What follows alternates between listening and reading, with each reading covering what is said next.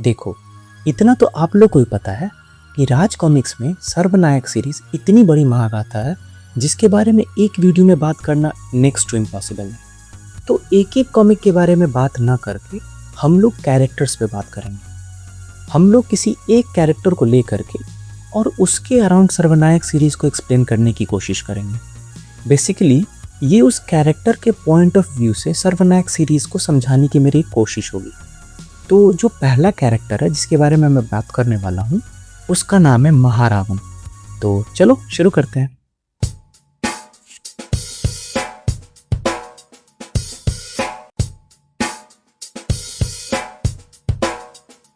तो जो पहला कैरेक्टर है वो है राक्षसराज महारावण।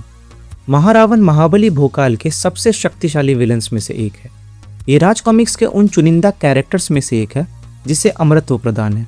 इसके बारे में अधिक जानकारी चाहिए तो भोकाल की संपूर्ण महारावण पढ़ सकते हो। सर्वनायक में महारावण की जर्नी की शुरुआत सर्वनायक विस्तार के फर्स्ट पार्ट मौत के मैराथन से होती है। कलियुग में धरती पर पाषाण राक्षसों के आगमन से कुछ समय पूर्व मुंबई के नेशनल आर्कियोलॉजिकल म्यूजियम में काल पहेलिये नाम का एक अपराधी एक पांडुलिपि चुराकर भाग रहा होता है।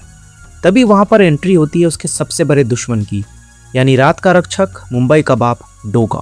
काल पहेलिये डोगा को अपनी पहेलियों में उलझाकर उसके ऊपर ममिया छोड़ देता है और वहां से भागने में सफल हो जाता है। अगले दिन नई दिल्ली के मालवीय नगर कॉलोनी में प्रोफेसर सूरी के नाम एक कुरियर आता है।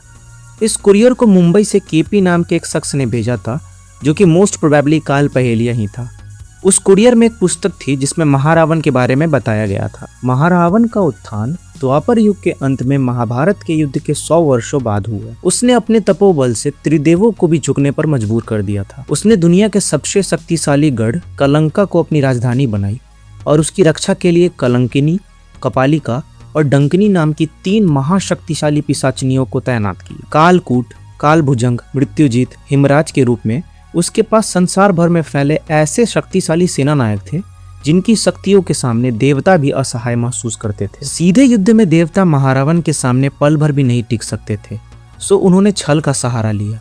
उन्होंने महाबली भोकाल को प्रदान किए अपने अपने दिव्यास्त्र और फिर भोकाल अपने मित्रों के साथ निकल पड़ा उनके विनाश हेतु। गुप्त रूप से देवता भी उनकी सहायता कर रहे थे। इतना ही नहीं, छद्म रूप में महावीर हनुमान भी उनके मार्गदर्शन के लिए उनके साथ थे और इस तरह से महारावण का पतन हुआ। आखिरकार काफी लंबे अरसे के खोज के बाद प्रोफेसर सूरी को उनका भगवान मिल चुका था। इधर कालू पहेलिया तूतन खामेन और आंखें सामन के साथ काम करते हुए रानी भानुमति की रमल और काल निनाद जैसी कई जादुई चीज चोरी करता रहा। दरअसल वो ये सब काले चोर नाम की अपनी टीम के लिए कर रहा था। इस टीम में उसके अलावा इतिहास, नवरंग, दूबे, तूतेनतू और रात की रानी भी शामिल थे।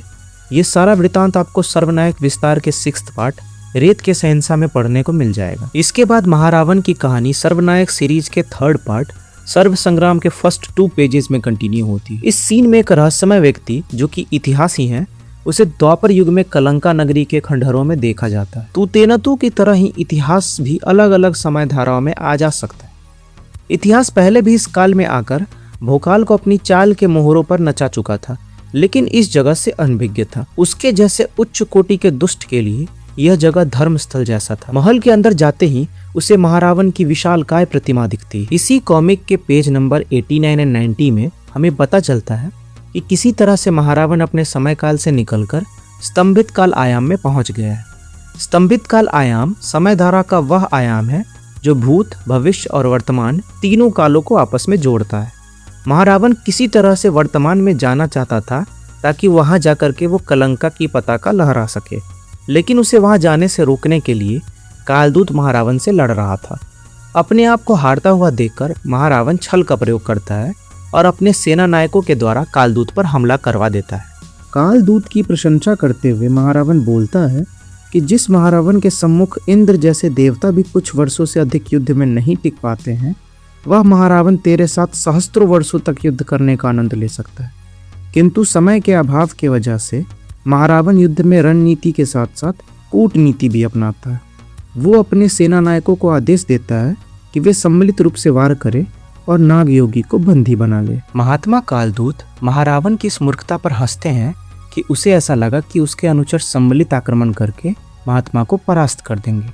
समय के अभाव में कालदूत भी महारावण की ही तरह युद्ध में कूटनीति का उपयोग करते हैं और पंचनाग के साथ साथ जिंगालू, निंजा देव किरीगी और सामरी को योग शक्ति की मदद से उस युद्ध में ले आते हैं। महात्मा से आदेश पाते ही वे सभी उन असुरों से भिड़ जाते हैं। जिंगालू के पूछने पे सामरी बताते हैं कि यह जो सामने राक्षस दिख रहा है वह महारावण है। ज्वालालोक के पुराणों व शास्त्रों में भी महारावण, उसके अनुयायी असुरों और उसके असुर साम्राज्य कलंका का वर्णन मिलता है। युद्ध के दौरान महात्मा कालदूत अपने साथियों को बताते हैं कि वे किसी अन्य ही उद्देश्य से अलग अलग आयामों की खाक छान रहे थे, परंतु यह नियति का ही संयोग था कि वे स्तंभित आयाम में ठीक उस समय पहुंच गए जब यह पाप शक्तियां द्वापर युग से उनके समय काल में प्रवेश करने की चेष्टा कर रही थी। ऐसा ये एक विशेष ग्रह योग के कारण कर पा रहे थे जिसमें तामसिक और आसुरी शक्तियां ब्रह्मांड में सबसे प्रबल होती है। प्रत्येक युग में ब्रह्मांड की समस्त समयधारा व आयामों में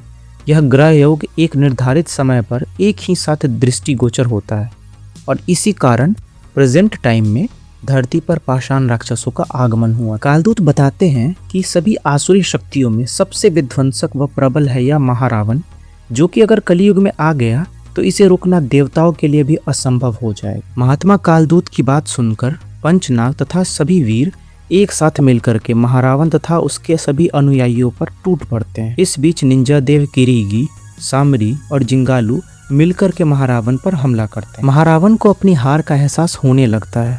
उसे समझ में आ जाता है कि उसे कलयुग के रक्षकों की शक्तियों का अंदेशा नहीं है और वो जब यहाँ पे उनसे हार जा रहा है तो कलयुग में उन्हें कैसे परास्त कर पाएगा। महारावण देखता है कि कालदूत उस आयाम द्वार पर कुंडली मारे बैठे हुए हैं जो कि कलयुग की मुख्य समयधारा में खुलता है तथा उसकी आसुरी शक्तियाँ उतनी प्रबल नहीं हुई थी कि कालदूत का मुकाबला कर कलयुग में प्रवेश कर सके।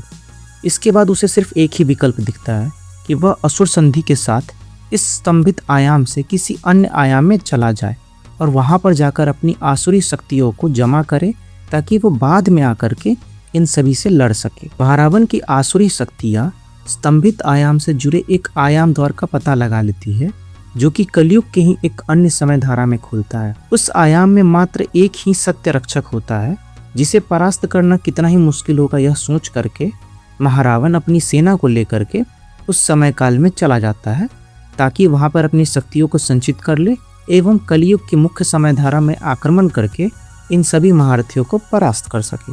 महारावण को भागते हुए देख करके सभी वीर उसके पीछे जाने ही वाले होते हैं कि महात्मा कालदूत उन्हें रोक देते। वे समझाते हैं कि द्वापर युग से निकलते ही महारावण की शक्तियां प्रतिपल द्विगुणित हो रही थी और इस बात से महारावण खुद ही अनभिज्ञ था और जिस वक्त उसे इस बात का आभास हो जाएगा उस वक्त उन्हें रोकना असंभव हो जाएगा। ऐसे में महारावण का पुनः वध करने के लिए उन्हें किसी दैवीय शक्ति की जरूरत पड़ेगी।